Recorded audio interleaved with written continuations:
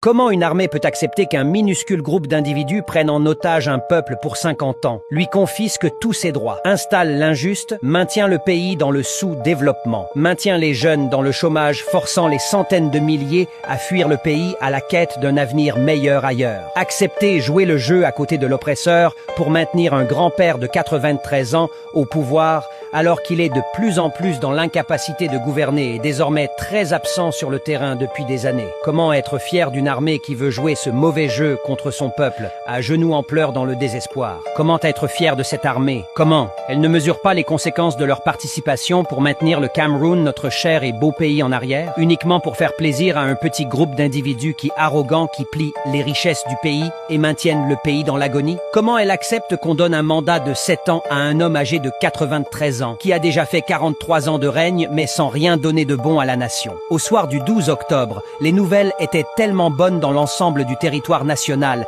et même dans la diaspora. On voyait un peuple tellement fier d'avoir pensé largement en faveur d'un nouveau Cameroun. Du changement? Mais comment comprendre que l'armée, après avoir vu ça, va jouer le jeu pour spolier ces espoirs du peuple qui crie la souffrance? Mon Dieu! Armée camerounaise, vous êtes fiers de vous? Que l'Éternel vous protège et vous donne le sens du discernement, afin que vous ayez un de bon sens pour votre peuple, pour votre pays. Posez-vous cette question. Un homme de 93 ans, invisible sur le terrain depuis des années, mérite-t-il votre soutien? Mérite-t-il un mandat de 7 ans? Qui a été vomi dans les urnes par son peuple? Mérite-t-il d'organiser un grand vol avec votre soutien? La terre est sale. Abonne-toi, like et partage au max.